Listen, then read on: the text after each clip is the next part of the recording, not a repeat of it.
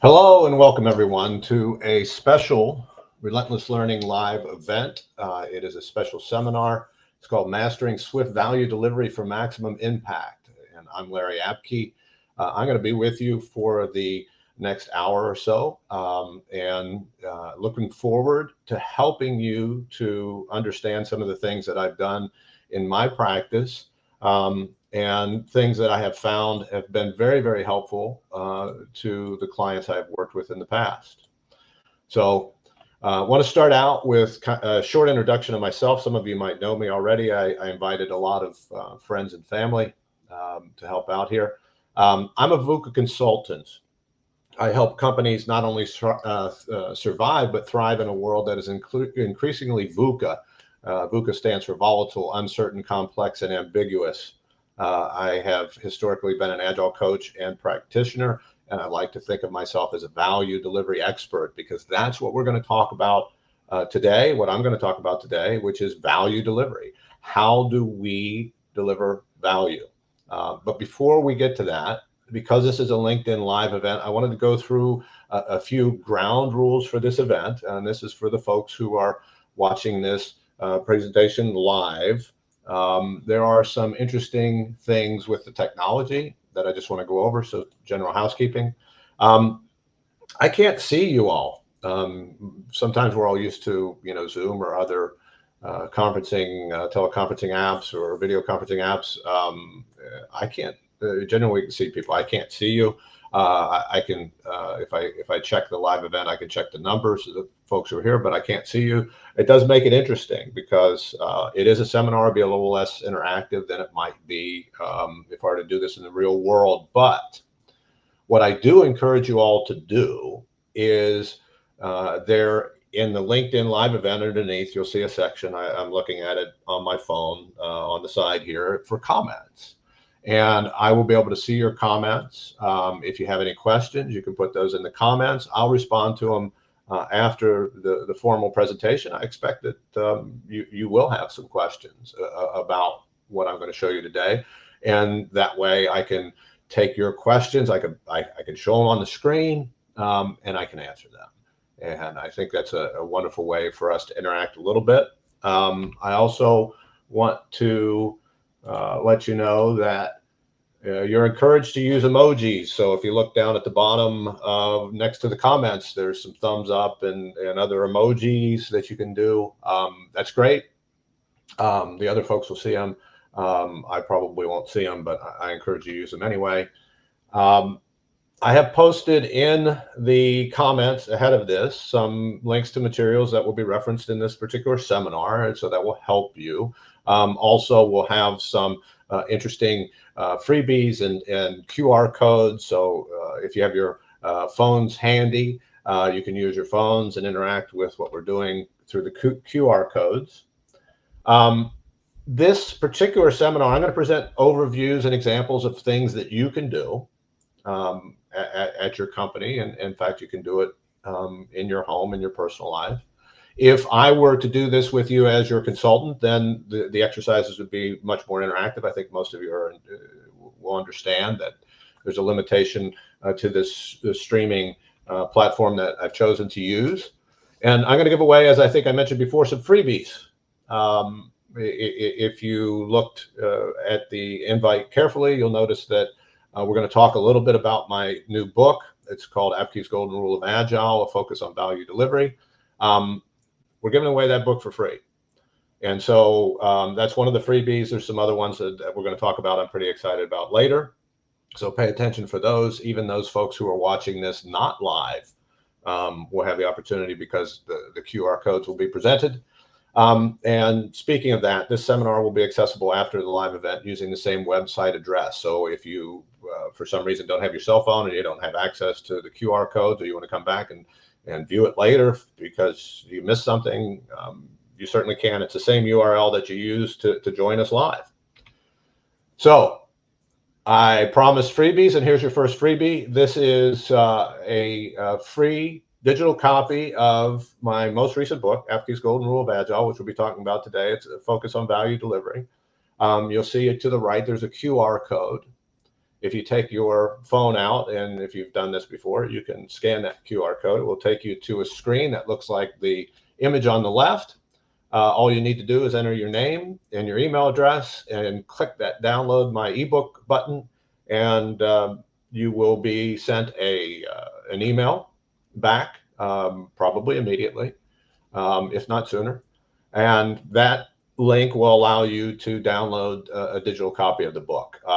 So for those of you who are watching this and you say to yourself, hey, it's great that we have this video. It's great that it's on LinkedIn for perpetuity, but I also might want something in a written form. So, and I'm going to talk a little bit about the book because it does have a lot of impact on what this concept of mastering swift value delivery for maximum impact. First, I want to talk a little bit about the fact that this is an instance of something I call relentless learning. Relentless learning happens most Fridays. I used to say every Friday, but we missed a couple here and there because of scheduling concerns. So it's most Fridays. Since we have this one special seminar on a Thursday, we're not having the Friday event, but it's sponsored by the VUCA MBA. And as I said before, VUCA stands for volatile, uncertain, complex, and ambiguous. It comes to us from the military. It's a way to describe the world as it exists today. And I think we can all kind of agree that the world is different today. Things move faster. Small ripples in cause big tsunamis, butterfly effect, etc. And then the MBA part of VUCA MBA is I'm not going to give you a master's in business for attending, but it stands for Mindset for Business Agility. This VUCA MBA is for companies. It is based on the training that I've done for years and years and years. That's been highly successful. And some of you might have taken it before. It's gone by different names: Agile MBA, Agile Mindset. I've taken all the things that I've learned about the VUCA world and how we can be agile. And this seminar today is actually an example of some of the training that is provided in the VUCA MBA. So if you're interested in that, then you can take a look at the VUCA MBA website, because I put the QR code down there in the middle, and you can use that as well. If not, it's VUCAMBA.com. I put that in the comments. So enough about that.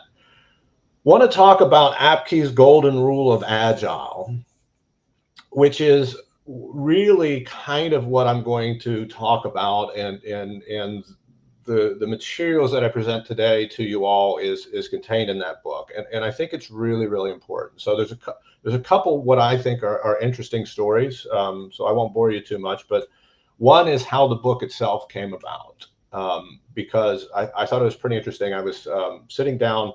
I have two other books. Some of you are familiar with it. I wrote a book on the Agile Manifesto, and then I wrote another book that contains some blog posts. They're pretty small books. They are available, by the way. The other books are available either on Amazon as Kindle or through a company called Lulu Publishing. If you want a hard copy, all my books are digitally available through Amazon, and then through Lulu Publishing as a hard copy. I hadn't written a book for some time, and I started writing the third book, and it was actually going to be, it was intended to be a book of agile metaphors, which I still plan on doing at some point in time. But there was a thought that kept intruding upon me while I was writing that book. And so I decided I would pull on that thread. And the thing that kept coming back to me while I was writing the Metaphors book was something that I call Apke's Laws of Agile Transformation, of which I have about a dozen. So I figured, okay, it was an itch that I needed to scratch. So I pivoted to start writing that book, Apke's Laws of Agile Transformation. And one of the things that I was very excited about, and I thought was pertinent to Apke's Laws of Agile Transformation, was something that I call the Golden Rule. So I started writing a chapter on Apke's Golden Rule of Agile. And by the time I ended up writing that chapter, I realized I had a whole book, a small book. So that's where the book came from. But there's a story also behind where Apke's Golden Rule of Agile came from, which I may just refer to as a golden rule. One thing that I want to point out, I point out in the book, the reason I call it Apke's Golden Rule of Agile is not necessarily because of ego. It's because there isn't really a recognized golden rule of Agile. This is my interpretation. And I was concerned that if I just said golden rule of Agile, that people would think that this is some kind of official thing. It's not. It's my interpretation. And that interpretation came to me, and the story behind that particular Apke's Golden Rule was the fact that I was trying to distill the essence of Agile in a very simple phrase. And the reason it's called the Golden Rule is a lot of you might be familiar with the Christian tradition in the Bible. As I grew up with it. And I remember the story. There was, 10 commandments that God gave to Moses, who presented them to the rest of the world. And if you've followed any of the Old Testament stories, we didn't do so well with it. I'm not exactly sure why we didn't do well with it. I think it's just part of being human. But one of the things that kind of in a less serious thing is maybe because there's 10 of them. I know from psychology, our short-term memory is good with 7 plus or minus 2. 10 exceeds those bounds. But whatever the reason behind it, and the reason that we weren't doing so well, according to the Bible, Jesus came and he talked about taking the 10 commandments and really into 2 rules. The first one has to deal with have no other gods other than me. But the second one is the one that we call the Golden Rule, which is do unto others as you wish them to do unto you, or some version of that, if I don't get the exact wording right. And I thought that was pretty interesting that you were able to, in the story, you're able to take 10 commandments and you're able to distill that down into something that's a little bit simpler, maybe simpler to memorize and maybe simpler to comply with. And so this is running through my mind when I'm thinking about, I'm a big fan of the 4 values and 12 principles of Agile, and I'm thinking about this. I'm thinking, well, 10 commandments was tough, and now we've got 4 values, 12 principles. I could do the math. Not that easy because I had to go to my toes, but it's 16. So if 10 is too much, well, 16 is probably too much, maybe too much to remember, maybe too much to follow. And so again, kind of taking that, there's another thought that came to my mind is what happens when I get into the elevator, of corporate, and the CEO walks in, and you have a very short period of time for conversation. Who are you? What do you do? Blah, blah, blah. I'm an agile coach. What's it Agile all about? What would I say? I've only got a few seconds to try to say, what is this Agile stuff about? So I with all those things running through my mind, I decided to try to come up with one phrase that would kind of work in the same way to describe what agility or Agile is all about. And this is what I came up with. Now, there's a lot of people might have some problems, and you certainly put them in the comments with this particular version, because I don't think there is a perfect version. I don't think there could be. But the thing that I came up with is we deliver the optimal value to our customers in the shortest time possible. I think a lot of agility is about that. And I think it's about value delivery. And so I started to socialize this. I'll probably get some Agile coaches on the line. So we tend to be kind of every once in a while a pretty ornery bunch. And we tend to eat our own from time to time, especially on LinkedIn. And so the question becomes, let me put this out in public and let's see what happens. Let's see how bad I get, skewered. And so I put it out there in the public, and I have a few, followers on LinkedIn because of the work that I've done over the years, and it didn't get a lot of comment on it. And most of the comments I had were fairly positive. So I started using it in my training. The class that I was teaching at the time, we've called different things. It's now the VUCA MBA, but at the time we called it Agile Mindset. And I started introducing it to my training. And I found that this one phrase actually is really, really helpful. So while it might not be 100% accurate, and I would deem that it is not 100% accurate, I would say that this particular phrase has some utility. And that's what's important to me, is if this phrase is in the ballpark and it helps us, then I like it, right? Because there's a certain pragmatism to it. So that's the golden rule of Agile. And that's what we're talking about when we're talking about mastering the value delivery for the maximum impact. And the interesting thing to me, once I came up with this kind of, what I would consider, interesting golden rule was, okay, what is the utility to it? Well, the utility to me is this. If we can agree that this is a good thing to do, and I think most of us probably do, it's not the only thing we do, but it's certainly a big part of what we do. It's certainly one of the biggest parts when we talk about making money, which is the goal of a for-profit company, is you got to make money. I mean, I'm not against making money at all, because money is, if you're out there doing good work, money is your oxygen. It's what keeps you alive so that you can continue to do good work, right? Nothing's free. So when you look at this and you say, okay, well, what's really, really important to me making money so I can continue my mission? Because I think mission should be more important than money, but money certainly without money without mission is not good, but mission without money doesn't even get to the starting gate.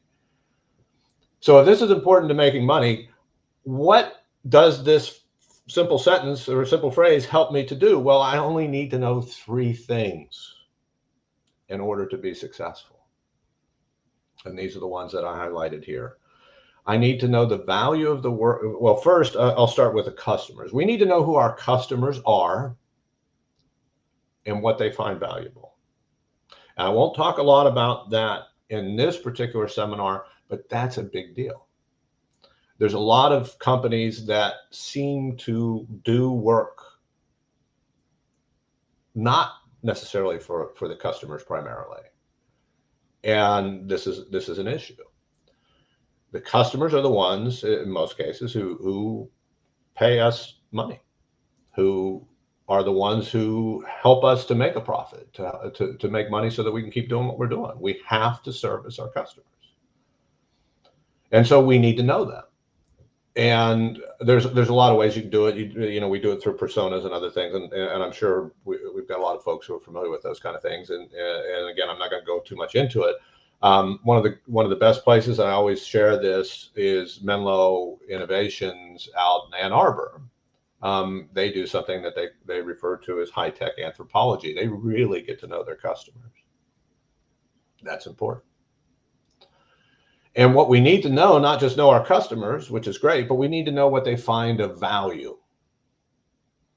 So the first thing we need to know is our customers. Second thing we need to know is we need to know the value of the work that we could do for them. And then the third thing is we need to know how long would it take to deliver that value, which is a concept of time. So if we know customers' value and time, we can follow Apke's Golden Rule of Agile. And not only can we follow it, it's going to help us to make more money, which is what we need to do. So I'm going to introduce a concept that many of you are familiar with. Some of you might not be familiar with. It's called story points. Story points is a way to estimate effort or time. So I'll use the words effort and time sometimes synonymously. And there's a lot of controversy in the world of Agile about story points and estimation. There's a whole movement that says no estimates. We shouldn't do estimates. And I don't know if I know their position 100%, but I think I know it well enough, because I think I've spent probably more time thinking about this and working with this than any human being should do. In my training, I talk about, and if I had you all on Zoom when we were live, I could talk to you, but I always say to people, I said, look, I'll pick somebody out of the crowd and I say, hey, you own a car, right? Almost everybody does. I think in all the trainings, I think I have one person who didn't own a car. And they say, yeah. And I said, I'm gonna do a little trick where I'm gonna be able to guess what you do. And I always imagine one of these days I'll do it. I'll put it in an envelope like Karnak. For those of you who old probably remember old Johnny Carson, where he had the things in the envelope and he'd guess what they were in a funny way. I say, okay, your car every once in a while breaks down, doesn't it? The answer is yes. I said, when your car breaks down, do you fix it yourself? You take it to a mechanic? And 99% of the time, people say, well, we'll take it to a mechanic. We'll take it to an expert. And I said, I can tell you with almost 100% accuracy what questions you're going to ask that mechanic. And that's where I could have it in the envelope. Because it's invariably, there are 3 questions that people are going to ask. And sometimes it depends on the person. Obviously, working in software development for so much of my career, I work with a lot of people who are technical in nature. So they'll ask the 3rd question. But the 2 questions that anybody's going to ask when they go to the mechanic is how much and how long. Now, that 3rd question for technical people is what's wrong, because they want to know how things work. But everybody's going to ask that simple question of how much time is it going to take, and how much is it going to cost? Because these are important. And why are these things important? And when I ask the question, I talk to you all know. I have to be able to plan my future, right? If it costs too much, I might have to move things out of savings and move things. If it's going to take too long, I have to get a rental car, et cetera, et cetera. I have to be able to plan my future, because being able to plan into the future is of immense benefit to you as an individual and to companies. They have to plan with some accuracy. Now, I'm a VUCA consultant. I'm going to tell you that the plans that you make probably might not happen. But that doesn't mean you don't plan. It means that you plan more often so that you can get a certain accuracy to it. There's certain things you can do to get a more accurate plan, but don't expect the plan to go exactly as you expect it to go, because the world is volatile, uncertain, complex, and ambiguous. But that doesn't mean we throw up our hands and say, wait a minute, whatever. Anyway. So you're going to want to estimate, this is based on Apke's Golden Rule, value, and you're going to want to estimate time. And most people, I want to say, who are doing story points, who are estimating time or effort, they're doing it wrong. And I don't like to use the word right or wrong. I usually use the word optimal even in that, but I do it to be somewhat provocative, I suppose, because you can do whatever, as far as I'm concerned. But the way most people do it is certainly not optimal. So if you want to be optimal, then it's wrong. The time is about when we're capable of delivering something, and agility is about delivering smaller pieces iteratively. So we need to be able to estimate, is this a quote unquote small thing, or is this a big thing? Because if it's a big thing, we need to treat it one way. If it's a small thing, we'll treat it a different way. The way the no estimates people explain what they do is let's just make a bunch of small things, but I don't think that's always possible. And I don't think it's always desirable, because in some cases you're prematurely optimizing for the system. I don't think we need to do that. Waterfall is, most of you are familiar with the waterfall method of estimation and do things. It's scope and data and date driven, not data driven, date driven. Agile, or agility, when it's done well, should be value driven. All the decisions that you make should follow Apke's Golden Rule of Agile, which is delivering the optimal value to our customers in the shortest time possible. Therefore, in order to follow the golden rule, we need to know both time and value of the work so that we can determine the sequence of the work. This is a phrase that I don't hear a lot of Agile coaches or other folks talking about, and it just baffles me to a certain degree. We talk about priority, we talk about other things. Priority to me is probably the most accurate word, and maybe even more accurate than sequence. However, there's connotation and denotation, as you all know. And the problem with it is the connotation of priority has always been, at least in my experience, this is what the business wants. Now, what the business wants is kind of a way of describing the value side of the equation, but it doesn't necessarily speak to the timing of it. Just because something is extremely valuable doesn't mean we necessarily want to do that work now, because it could be extremely valuable and extremely expensive, right? Off the top of my head, I can't come up with something, but maybe going to Mars is extremely valuable, but it's also extremely expensive. Maybe that's not what I work on today, right? Maybe I'll work on something else. So I have used for years now, and I think it's the more proper word to use in the real world, and that's sequence. We can only do a few things at a time well. This is the concept of work in progress. We'll talk a little bit about that. And we need to focus on the right things to do. And the way that we focus on the right things to do is we get very, very tight on the sequence of what we do. And I just don't want to overemphasize it. I want folks to understand how important sequence in that word really can be, because it can unlock a lot of things for us. So I'm going to talk about that quite a bit today. Now, teams that are giving story points or assessing effort or time often do that assessment during story refinement or sprint planning. For those of you who don't know what these things are, fine, doesn't matter. I'm just saying it's too late. They're doing the assessment too late.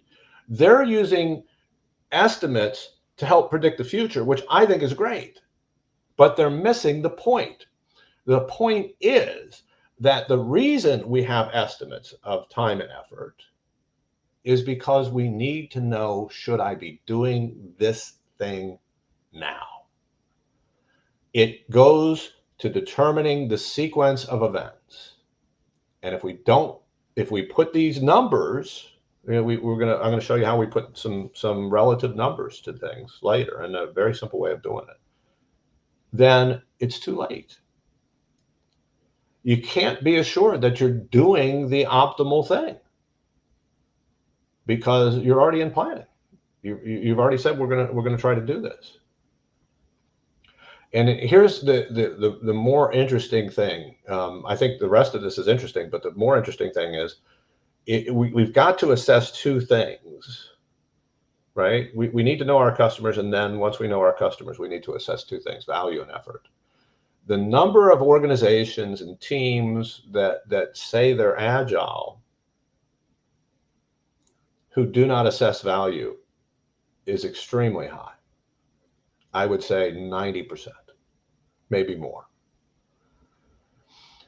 But this is the question. If we do not know the value of doing something and the effort that it would take to extract that value, how do we know we should be doing it at all?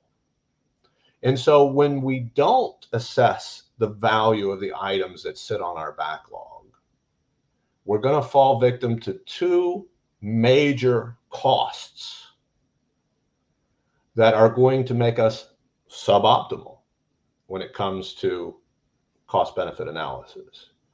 We're going to fall victim to cost of delay, meaning that we're not going to properly determine the cost of delay of the work that we're doing, and we're going to delay valuable work longer, which is going to increase the cost of delay.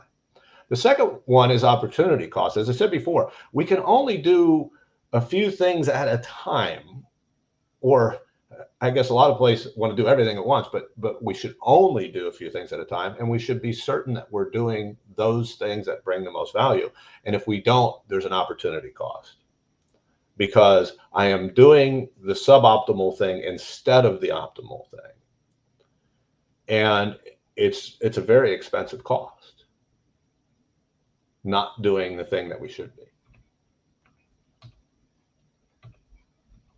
Okay, I got two of the same slides. Okay, so we're going to get to the crux of the thing and the fun exercise. I promise you there's a fun exercise here. There's a simple, effective, and fun way to assess value and effort through a relative estimation exercise. And I'm going to show you that exercise. And this is worth the price of admission for you folks who showed up today, because it is going to allow us to take a large group of items that we have on a backlog and give them those two things that we need, which is relative value and relative effort. And it's pretty amazing. And I have done this with literally hundreds of teams. There's not a team now. If I'm going to take an engagement, I'm going to be working with a team. There's not a team now where I won't do this because of the value of it. There you go. It's probably one of the most impactful things that I do teach in my classes. So I want to get onto the whiteboard. And I see somebody put in a question, which is great. And I'll hopefully, if I don't answer it, I'll get to it later.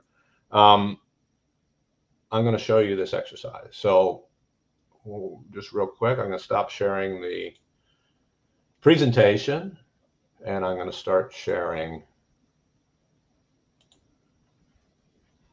an interesting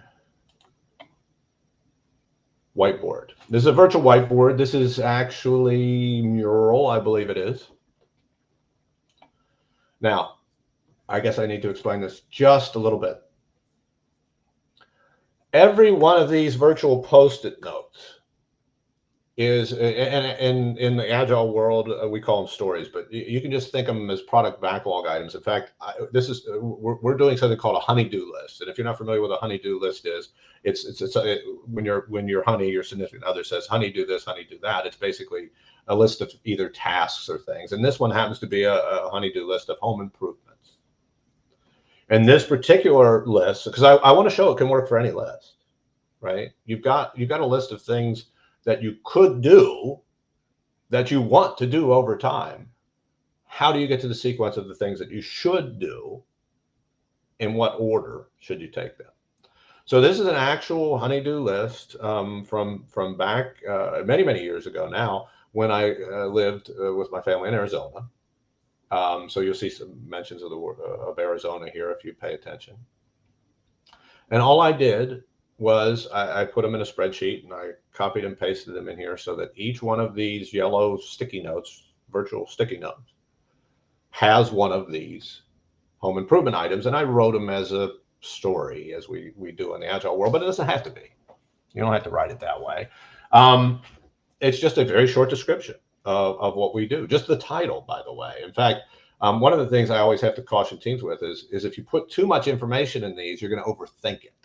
This is one of the beauties of this technique, is that you won't overthink it, because you don't have to, because we're going to ask some very simple questions about the items in this backlog.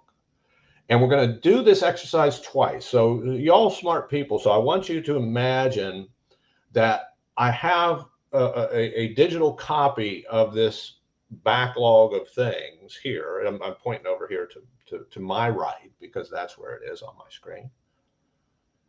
I can make a copy of that, because I'm going to do two different exercises with two different audiences. This is the key.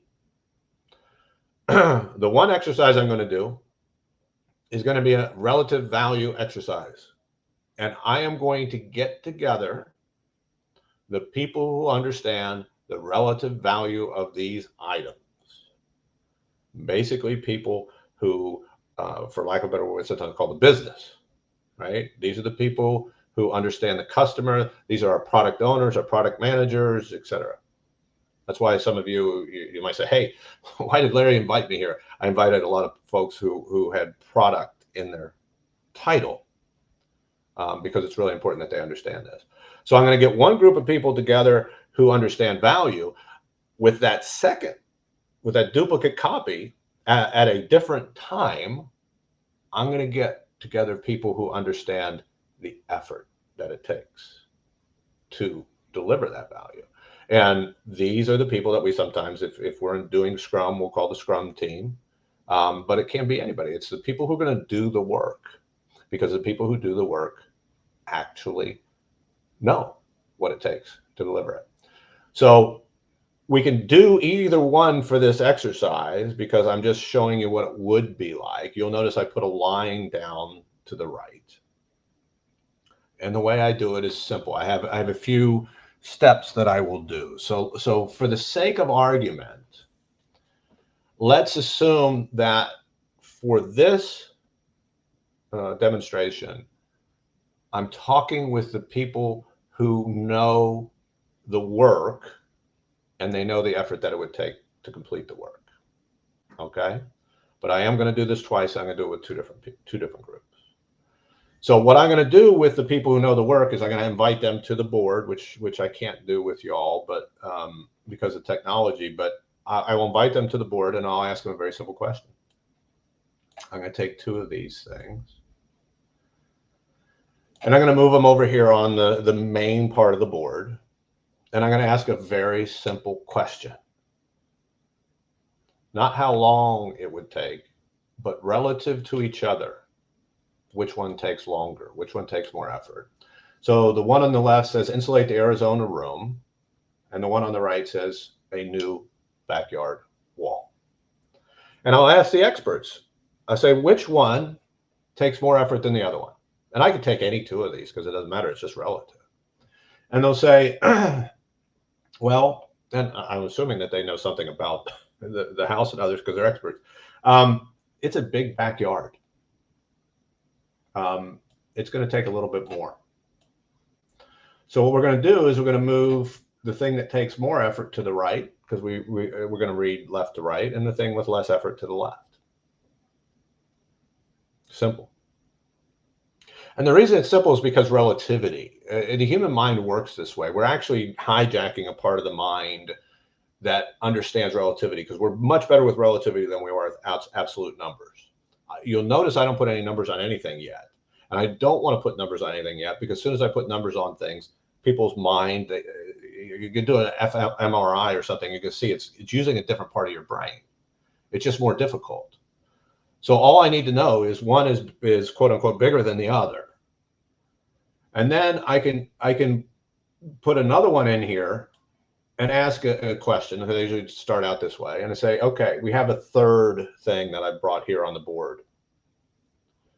In terms of relative effort, where does it belong? Is it less than insulating the Arizona room? Is it about the same as insulating the Arizona? Is it in between these two? Is it about the same as the backyard wall, or is it more? And it doesn't really matter where I put this for accuracy's sake, because I don't know. But I'm going to say that removing the wallpaper is less effort. And then as I go through this, what we're going to do is, as I'm going to encourage people, the team, and I'll say, hey, you grab a sticky note, because they're going to be on the board with me. And if you know what it is, or you think you know what it is, where it belongs on this continuum, place it, right? And you can place it in between others, you can place it under others, et cetera, et cetera. So they'll start placing things in different places. And I'll say, you can move things just to keep the relativity, but don't move other people's pieces. And there's a lot of other things I do. So what they'll start doing is they'll start putting things in like this. And obviously not accurate. I just want to get to the part where you understand what the teams will be doing. and what the board will look like. And this is all, by the way, in my book. So they'll start putting them in, and they'll start creating different columns. They'll start putting things under other things. And let me get a few of these out here now. And it's going to look like this after a while, something like this. It always does. You may have more columns, you may have fewer columns. I'm going to leave a few over here on the left-hand side. Now, what I'm going to do is they've now told me relative to each other. We're going to go through a few other, I love facilitating this part. We're going to go through a few things. We're going to ask the simple question. Hey, look, guys, this is what you all came up with. We do this very fast, by the way.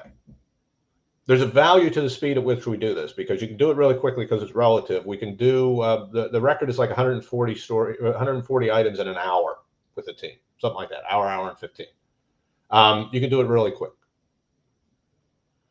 So I'm going to talk to them and say, look, are these all accurate? And we're going to go person by person. We're going to say, do you see anything that's out of place? And I'm sure because I put these things just randomly up here, I'll find some things that are out of place. Inspect the furnace. So I'll go, hey, Sally, you see anything out of place? Sally say, yeah, I think inspect the furnace is out of place. Where do you think it should go, Sally? Well, I think it should go over to the left because I think it's really, really simple and won't take very long. If everyone agrees, we move it. And then I go to the next person. And then I go to Jim, and Jim says, attic fan doesn't belong here. It belongs over here to the left. Does everybody agree? Nope. Okay, well, it stays where it was. We'll go through a few rounds until we get all these things in the right places. And everybody's comfortable with it. And it doesn't take very long. And then I'm going to do a little facilitation because what I'm looking for, generally speaking, is we're going to use a modified Fibonacci sequence, which a lot of you folks are probably familiar with. And I'm looking for 9 or fewer columns. So in this case, I set it up well for myself. But I'm going to ask about the ones. So I look like I got 1, 2, 3, 4, 5, 6, 7. I've got maybe 7, maybe more. So I'm going to start asking questions about stuff that's kind of in the middle. The first one I'd ask about is probably this one, which is paint the outside. And I'd ask the team. It's in the middle here. Does it belong up here on its own, or can I move it to the right or to the left? Because it looks like, in terms of effort, something else that's already here. And they say, well, it actually is in between, so we should move it here. And so we'll move it up here. And now I've got 8 columns. And this one, I say, well, should I move this left or right? This one's kind of in the middle, left or right. Let's say move it right. Same here. And we'll get these columns clean, so to speak, so that everything in the column in terms of effort looks like every other thing. Like this one's in the middle, so I ask a question, should it be its own thing or move left or right? So now we have 8 columns, which is fine. We got everything lined up. And I'm going to make sure, and I'm going to ask one more time, is everything in the right place? And then that's when we're going to start putting the numbers to it. Again, all this is in the book. So let's see, I'll draw it in here. So these are 1s, these are 2s. This thing's in my way. 3s, 5s, 8s, 13s, 20s, 40s. I'm not going to draw them all in there. You get the idea. So we're going to use modified Fibonacci sequence. It goes 1, 2, 3, 5, 8, 13, 20, 40, 100. Sometimes I'll ask some questions. I mean, you need more than just like if you had a dozen things, it's not probably going to work. You probably need, at least 25, 30 things. Because how do you know? Do I have the smallest thing that I could ever get, et cetera? The nice thing is once I have this, it's digitally saved.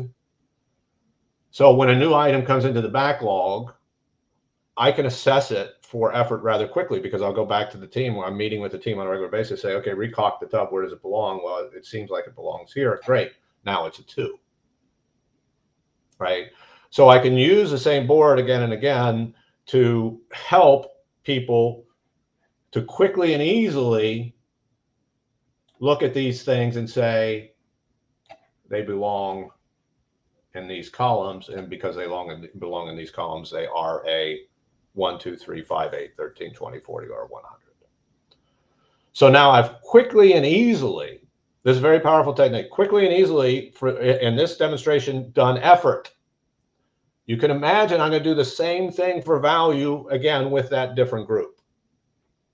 And then the question becomes, instead of asking relative effort of items, I'm going to ask a very particular question, which is, if I were to deliver this item today, which of these two items has more value?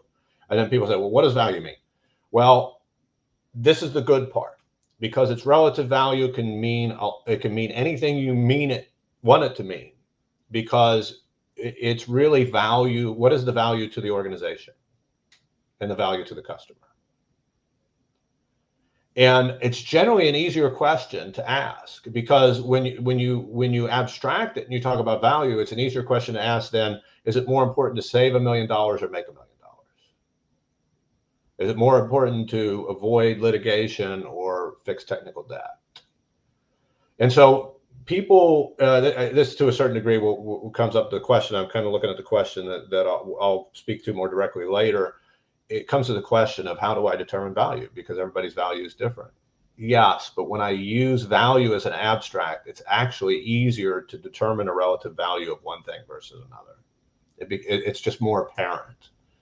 And some of you who are, we probably got some real experts out there who might understand that what I'm really doing is sometimes referred to as weighted shortest job first. And those of you who are in the world of SAFe, which is Scaled Agile Framework, know that you use a variation of what I'm doing in SAFe. The reason I prefer what I do over SAFe is I believe that value and effort are more easily accessible to the people that you're working with, much more easily accessible, and therefore more utilitarian than what SAFe has come up with, which is, I think there's 4 different measures that they're trying to measure. And I don't think most people are too attuned to it. And so if I'm not giving, semi-accurate results, then am I going to be sequencing correctly? I think the answer is no. So this is the exercise, by the way, that is really, really impactful to quickly and easily getting value and effort on every single item on your list. And it can work for different levels of granularity, right? It can work with epics. It can work with things that we call epics. It can work with initiatives. It can work with whatever. It helps us now to look at things in the terms of value and effort. The other thing is again, how do I know the sequence if I don't have the value and effort? So the ability to do it quickly and easily and to do it on an ongoing basis is a huge thing. And here's the big pro tip, by the way.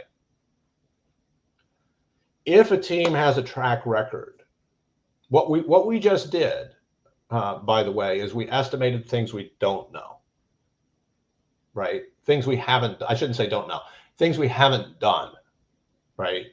Things we haven't done. What I do with my teams is I say, do you have a track record of things that you've delivered? And we will put those on the board, and we will do this exercise with things that they absolutely know because they've done them. So they know the value and they know the effort, and we'll do the things that they know first, and they will become the yardsticks by which we do the exercise for things that we haven't done, that we want to do in the future. And that is really, really powerful, because we start saying, what does this thing look like that we want to do in terms of things we've done before? And we just put it in those columns. And then they get those numeric values.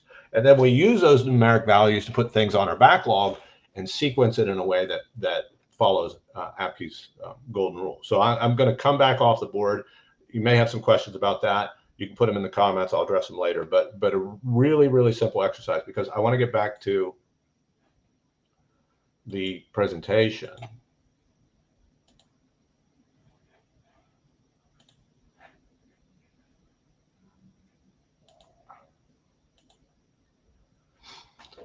So we've figured out now how to do 2 of the 3 things that we need in order to follow Apke's golden rule, which is a notion of time and a notion of the effort that it would take to deliver, or time and the value that we deliver with that time.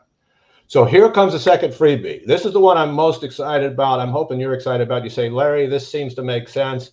And some of you will just say, hey, I'm going to go out and do it with my teams. And great, go out and do it with your teams. I think that's great. Some of you are going to want some help. So the second freebie is I will work with you for an hour on your actual backlog. So I know some of you have them. I know some of you are product owners, product managers. You have a backlog. You have an existing backlog. I will work with you in your existing backlog to do a relative value exercise for 1 hour. This QR code will take you to this site, this page, where you can sign up. All you got to do is give me your name, your email address, and what this is going to do is you're going to get an email back, just so you know. And in that email you get back, there's going to be a link to my calendar, and it's going to allow you to set up a half-hour discussion with me, and we'll sit down, we'll talk about this. And what we will do during that half hour is we will discuss and plan your free hour of consultation with your existing backlog to determine the relative value of those things, so that we can do it together. You feel more comfortable. It's a little bit of hand holding because you want that at the beginning. Somebody's at my door. Wonders of live broadcasting here. So that's the offer. And I'm very excited to do it. I love doing it anyway, and I would love to be able to do it for you and your organization. So just go there, put your name and address. Let's sit down for a half hour. Let's come up with a strategy so that we can figure out how to do this in the real world for your real work. So that's the value of that. That's the second freebie. Now, I want to talk, hopefully, there's some stuff going on in the background here, but you can hear me okay. I've got all the QR codes down at the bottom, the free 1 hour consulting, my VUCA MBA website, my free book. So if anybody actually wants to go to the VUCA MBA website and send me a note and sign up for the 3-day training, that would be awesome, because this is part of it. And as part of that 3-day training, we're going to do an exercise like this. So I want to show you what it might look like. And there's some questions coming in. I see Christopher Taylor. Christopher, I'll get to those in just a second. I want to get through the materials because I'm looking at the time. We're coming up on the hour. I know we got an hour and a half allotted, but I want to try to have some time for questions. So this is an example.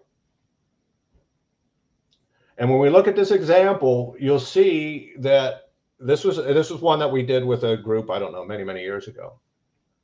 I can just put it on a simple spreadsheet. I don't need any fancy tools like Jira or anything like that. In fact, if those of you know Jira, sometimes Jira gets in the way of this, because Jira, and if Jira folks are listening, look, we should emphasize not just story points, but value, and make sure that it's applicable and that we can order things this way. This is an example backlog that we did before with the value over the effort. And you'll know what I've done is just a very simple sort. I've created a third column. I've entered all the stuff that we did from the board. I put it in here. I put it in, I did a calculation, very simple calculation that you can all probably do.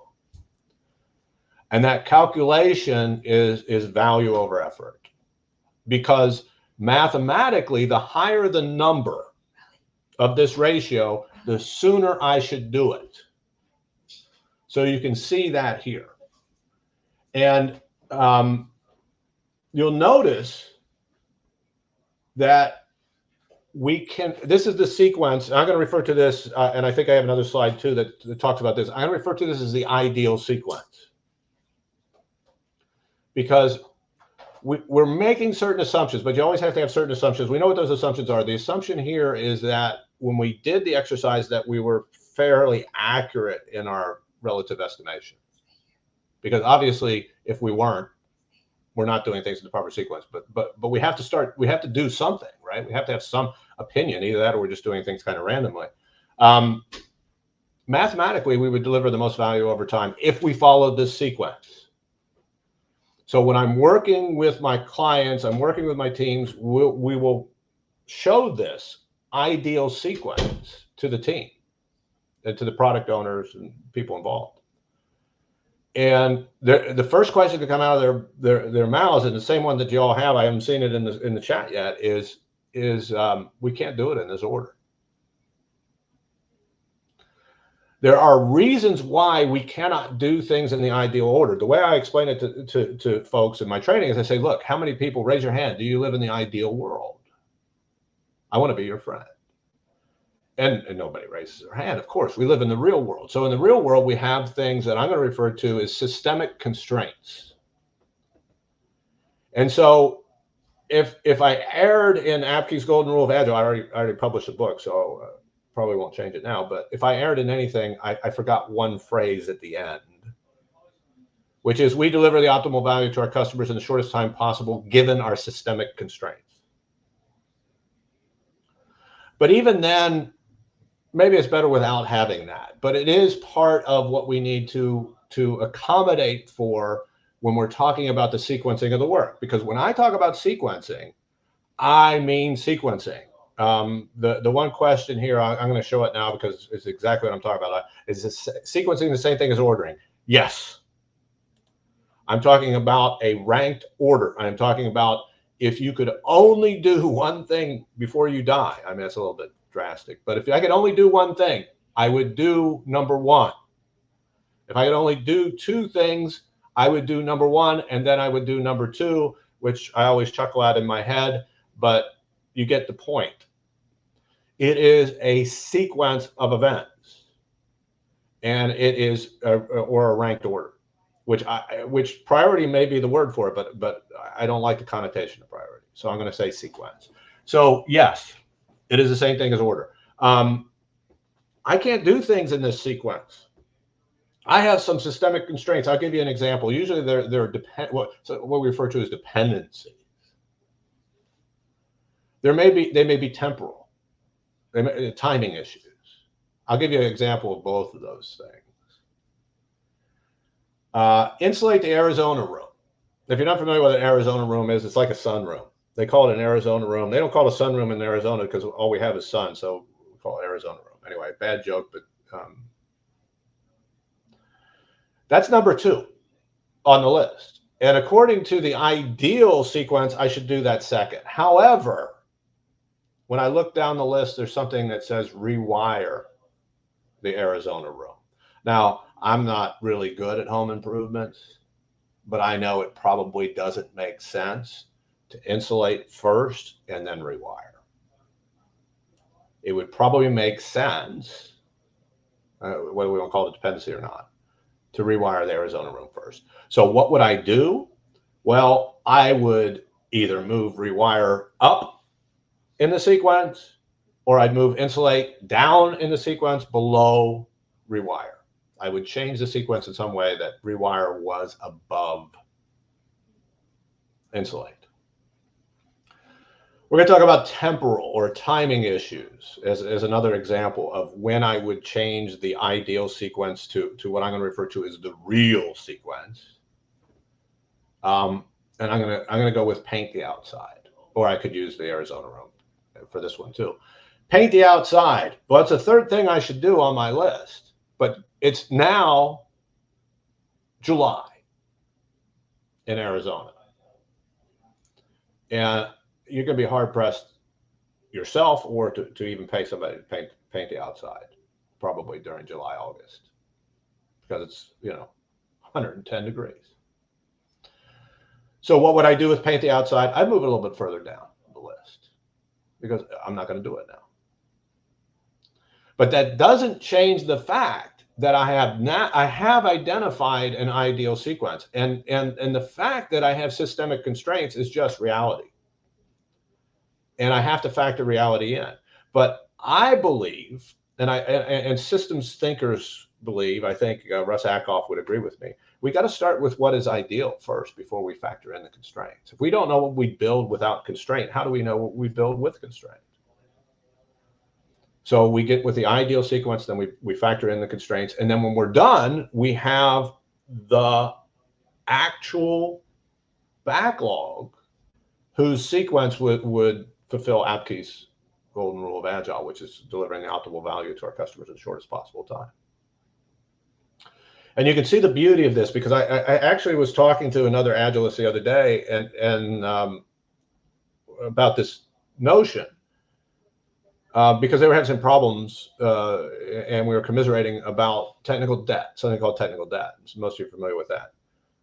I've got, I think the phrase was, I've got a product owner who only wants to do new features and is not putting technical debt items on the backlog. And my response was, well, you put all items on the backlog and then you assess their value and effort, because a lot of times the mitigation of technical debt is more valuable, and the time that it takes to do is quicker than delivering new features. And there's also the secondary thing about features too, by the way. Anybody in product management, product side of things, hopefully knows this.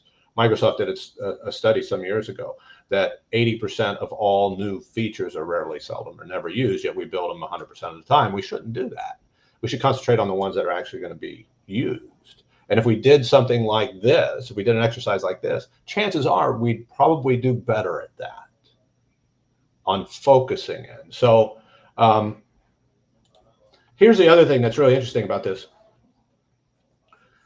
I talk about a concept of predictability, which is not that we're going to accurately predict the future. We cannot in the VUCA world. We cannot.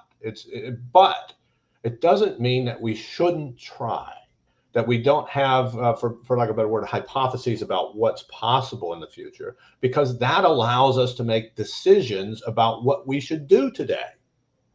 So those folks who say, well, we should just throw up our hands, that's just childish. We have to do something today, and we have to choose what to do today. In fact, your biggest cost of delay sometimes is the fact that you're not making choices quickly. If you really think about it, and this is something that I really want you all to consider, the biggest barrier to agility in most organizations is that they are incapable of making fast decisions.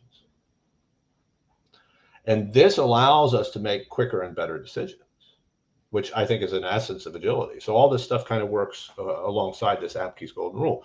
So I want you to remember this phrase for those who say, well, what can we do over a long period of time? What does the future look like? And I'm going to say we don't know what it's going to look like, but we can look into it and we can see a potential future. And because we see what the potential future is, we can make decisions about today that will help lead us to kind of this ideal future, or what we'd like to see, because it's always changing. And this technique, these things I'm talking about today, great. It accepts change, right? Waterfall doesn't accept change very well. You got to go to change review board and do all kinds of crazy stuff. In fact, the problem I have with a lot of waterfall techniques is you got to go to a PMO and you have to get money for a project. And that's not the best way to build products, by the way. And the time that it takes you to determine the cost of delay or the value of the project is more than the cost of delay itself. So that's, I want to write one of these days Apke's laws of cost of delay. And the first one is, don't make your cost of delay of determining cost of delay more than the cost of delay of the thing itself, right? Hopefully that makes sense.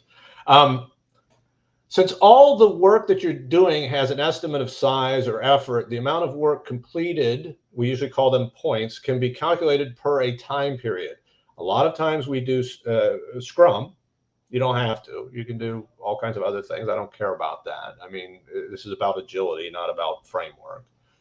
But if you calculated the amount of work delivered over a sprint, because a sprint is time, you'll get something that's referred to as a velocity. And velocity is always the same kind of thing, which is kind of distance. I think about a car, distance traveled, miles per hour. And if you know something like a velocity, we use miles per hour, you can start to look at how predictable the team is. So are they driving 50 miles an hour constantly, or are they driving 25 miles an hour in some places, 75 miles an hour in other places, et cetera, et cetera? You can start to track things like standard deviation and all kinds of other things. with this concept of velocity, which is work delivered over time, or if I'm driving a car, miles traveled over time, right? Same thing, because they're both velocity. And if I have a backlog that in the way I like to work with my teams, that has been fully sequenced, meaning if I have 100 things, they are ranked order from 1 to 100 of, as of this moment, this is the precise order we would do things. I can take that velocity, I can put it against that sequence, and what I've really created is a schedule or a plan or whatever you want to call it at this point. It's not what we will do, it's what we're capable of doing over time, and it's what we would do as of this moment based on what we know right now. There's a lot of caveats there, but that's the most accurate way to portray it. I can look at the backlog at this second and I can say, this is what the future would be based on what I know today and based on what we're capable of doing over time. If that, hopefully that makes more sense. So this becomes a roadmap or a schedule. And the interesting thing about this concept of sequence plus velocity equals schedule is if you change the sequence, you change the roadmap, you change the schedule. And I can change it like that. You can't do that in kind of waterfall place or even most places where they call themselves agile. You can't do it.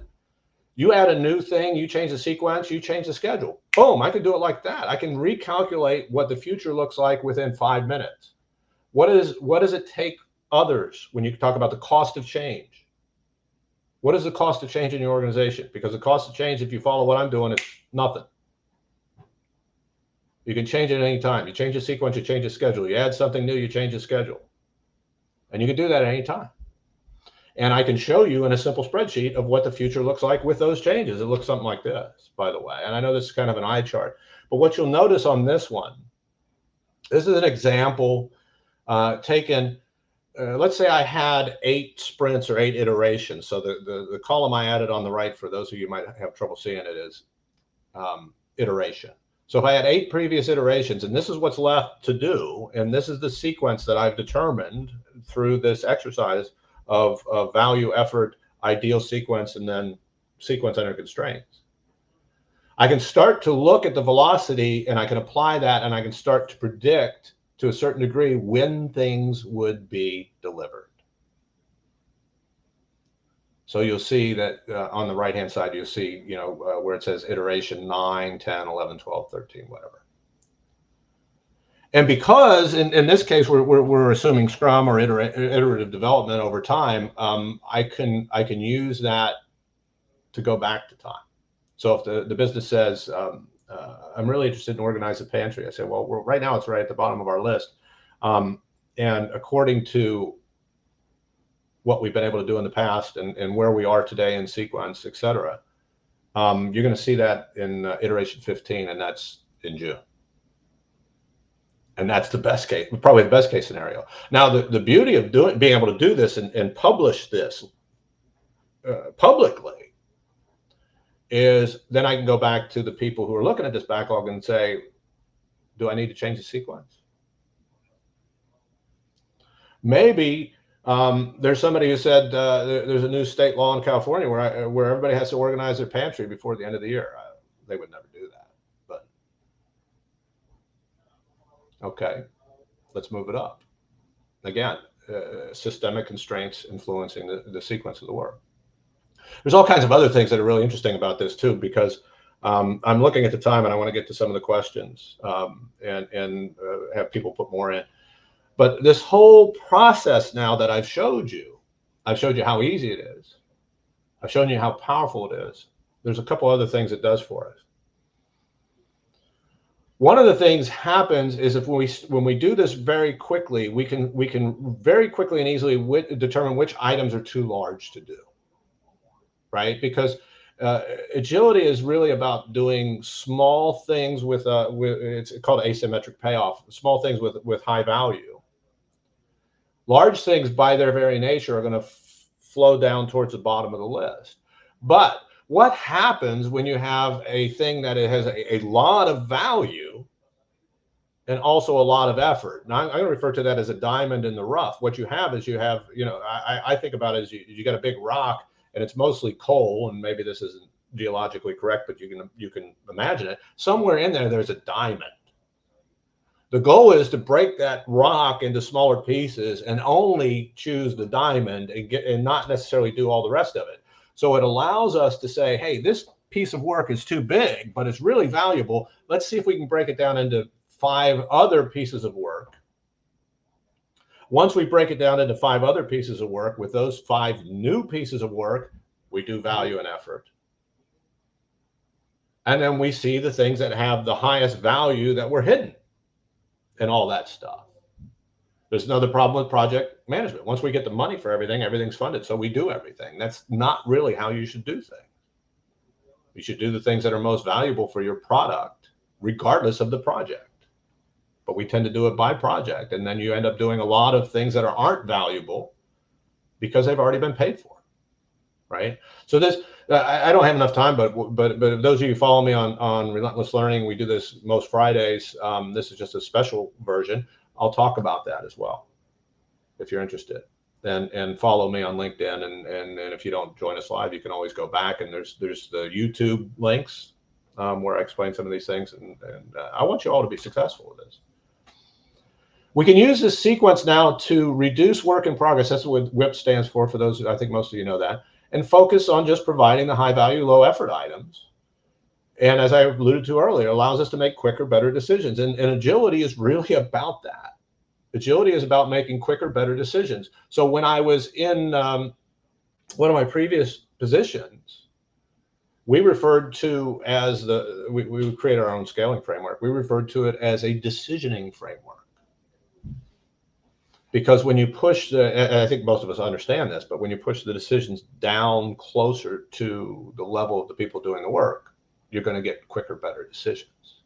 And so these old command and control structures don't work very well in the VUCA world. And we point to, a lot of people point to the military, but the military is very agile, by the way. It allows us to determine which items we should actually spend some time with. If you remember the list that I had, one of the things about that list is it didn't have a lot of detail. It had basically a 1-sentence description. But a lot of folks, what they do is when they only have a 1-sentence description is they say, oh, we got to get detail on this. Well, no, you don't, because you're prematurely optimizing. If you're not going to do the work for another 6 months or even 2 sprints from now, or whatever another month, you don't have to talk about it in detail now. You can do it later. Let's concentrate on the stuff that's in front of us. Let's concentrate on the stuff that's valuable. And now we can dive in deep, because what this exercise has showed us is these are the items we need to dive deeper into. So I don't have to necessarily hold value back by refining all the work up front, which is another thing we do, which is anti-pattern in project management, traditional project management and waterfall. And here's the thing that really gets me excited is we can start to track value delivered as opposed to just tracking the amount of effort expended, because I really don't care, to be honest with you. I mean, I do, but in the end, what really matters is the value we deliver, not the effort that we put into something. I always use the example of I got 2 salespeople who work for me. Both of them sell $1 million worth of stuff, and I'm assuming they're both doing it ethically. One of them is making phone calls all day long. They're working Saturdays and nights and weekends. They still sell $1 million. Another guy just goes out on the golf course, makes some good connections, sells $1 million. What's the difference to me? They're both the same. They both delivered the same value. In fact, I'd prefer the one who's a little bit lazier, because if I can get them to do a little more work, maybe they can sell a little bit more stuff. We need people to understand that it's not effort. We don't live in a world where we're digging ditches, where working harder is necessarily going to equate to more value delivered. What equates to more value delivered is that we concentrate our efforts on those things that deliver the most value, not those things that take the most effort. So we don't want to confuse those two. So that's my little presentation. If you can hang on 1 second, I'm going to remove this from the stage. And there were some questions, so I'm going to try to get back to them. And I apologize that sometimes I look over and I get to them before I do it. So I want to put them in order from the comments. You all can see them. I'm just going to show them up here real quick. Larry, I totally agree with 3 principles: customer, time, and value. Question about defining value. Isn't a matter of determining the time for each story and let the product owner determine the value? Yes. And I think I explained that because you have 2 different groups.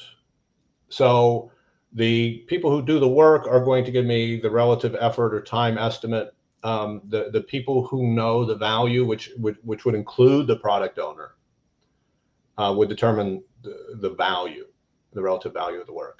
And what I've done, because I've done this so many different times, it doesn't always follow the same thing. Sometimes when I go to the product owner and I say, look, you own the backlog. And by owning the backlog or by owning the work, what I'm really saying is you own the sequence of the work. That's what's important. You're going to determine based on the product. It shouldn't be by project, it should be by product. You're going to determine what should be done next. All right. You're going to determine the sequence. Sometimes when I do the relative value exercise, and for those of you who sign up and want to do an hour with me, maybe we'll just do it together instead of bringing your team in, if that's what you prefer. I'll just do it with the product owner, because the product owner says, look, I'm comfortable that I know the relative value of everything. Great. I encourage them to say, do you have any friends who you might want to bring along with you? Any other representatives from the business or the customer side who understands the value of these things that can help you with it? Sometimes we bring in somebody from the team side, because the product owner will understand the features of the product, but not necessarily understand some of the infrastructure of the product or some of the technical debt concerns of the product. So we'll encourage the product owner to bring in people from the technical world who can speak to the value of doing some of the things that are not necessarily new product features, but the things that are necessary for us to deliver the features faster. I like to use metaphors, analogies, similes, whatever you want to call it.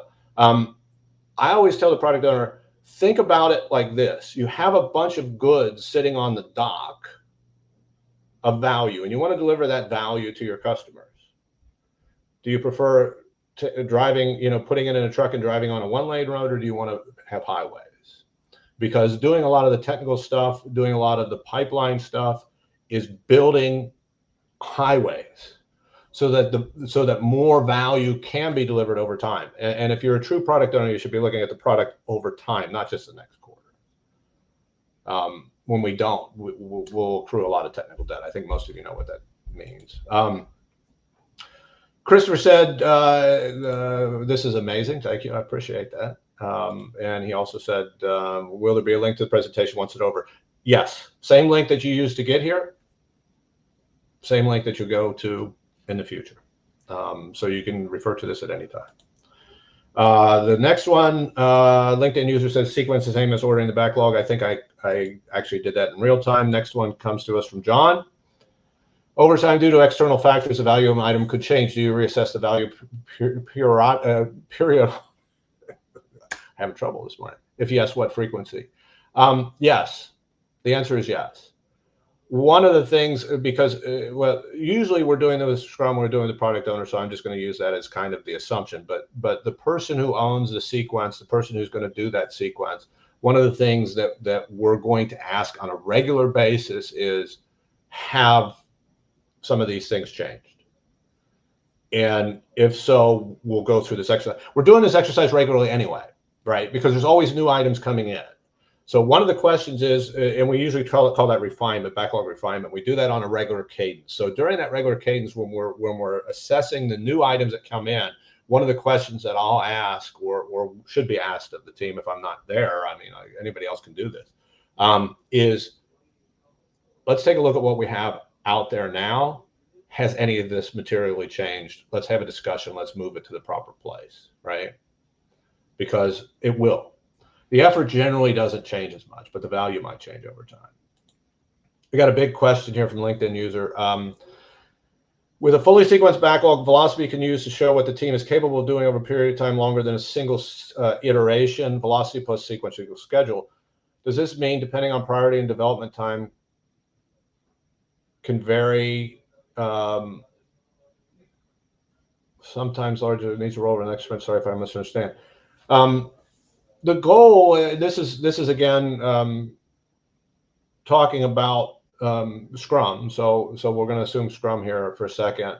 And will you get things out of sync? No, because here's the thing. What you're showing is it's a snapshot in time. So the question is what, how often do I update the snapshot? Well, if you're doing iterative development, you're going to update it at the end of every sprint. And for me, I usually work with a team to create, kind of an end of sprint report. Part of that report was, okay, here's what the backlog looked like when we started. Here's what we were able to accomplish. Here's what we planned. Here's what we accomplished. And here's what the backlog looks like now. So it's not a matter of they get out of sync. Now, the question of things rolling over into the next sprint, as a coach, I would work with the team and say, wait a minute, we know what our velocity is, and we should plan to that velocity. And if we plan more than that velocity, then we're going to have things that roll over. And if we plan items that are too big, we're going to plan more than our velocity. So we need to take a look at either do we split those things or do we hold those things back? Because partially completed work means nothing. It may mean something on a Gantt chart somewhere, but it means absolutely nothing. The only thing that matters in value delivery is delivering value, meaning it actually is in the customer's hands. So anything that you have systemically that's holding back that value, and I had a talk that I did recently, you can find it, it was, I think, in the last Relentless Learning session I did, where I talk about treat your backlog like it's physical inventory. You don't make money if you have a store, a corner grocery store. You don't make money from the goods until they're sold. And in software, you don't make money until it's delivered. So things rolling from one sprint to another, yeah, it happens, but that is usually a symptom of a different problem that we need to fix. And using my techniques, you certainly can do that, because you can see whether or not value is being delivered over time or not, right? I don't care the effort that you put in. I mean, I do, but I want that effort to be valuable. So in the end, I don't care about that as much as I count. So I count the value. Think about it in this way. Why do we measure velocity of effort, right? If I was digging ditches, measure velocity of effort all day long. If I'm doing something in the physical world, measure velocity all day, the effort all day long, because effort is proportional to output or outcome in a simple physical system. But in the VUCA world, it's not. So the reason, among others, and I put this in here, why do we do value? What does it help us with? Is let's start tracking value velocity.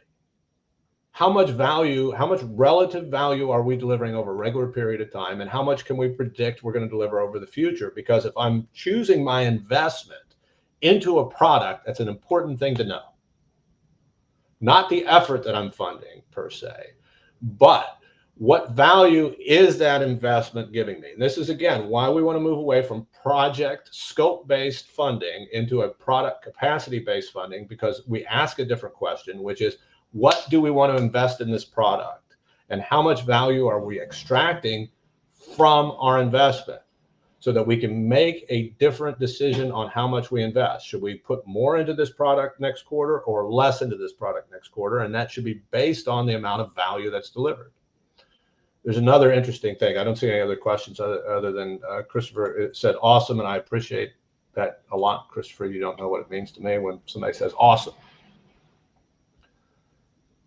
You have an ideal sequence. One of the things I've done with a lot of teams I've worked with is said, okay, here's your ideal sequence. So based on this, over the next 2 weeks, this is the ideal amount of value you could have delivered were it not for constraints.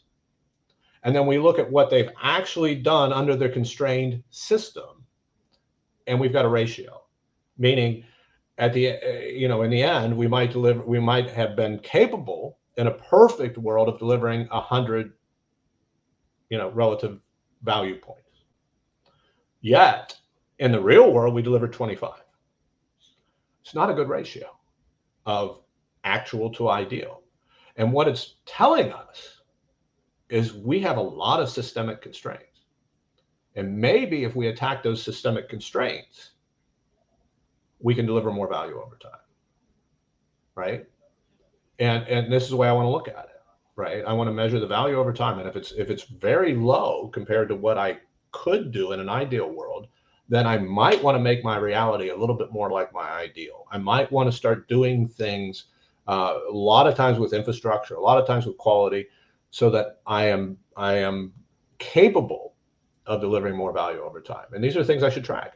I can't tell you the number of places that do not track the value that they do. If you only learn one thing from this time that you've spent here with me, is that we need to start understanding value and how we deliver it and how we do it quickly. And that's Apke's Golden Rule. So I'm going to go back to it just one last time. Apke's Golden Rule says, we deliver the optimal value to our customers in the shortest time possible. What I think I've shown to you is a way to do that quickly and easily. And my plea to you is, if you agree,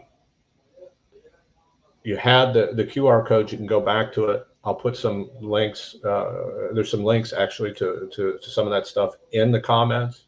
Reach out to me. I'm very passionate about what I do because I know it's important. Because when I talk about value delivery, I want you to think about, and the reason I got into this in the first place, and the reason I'm so passionate about it, is when we do things in kind of the manner that I've described, it's better for the people who do the work.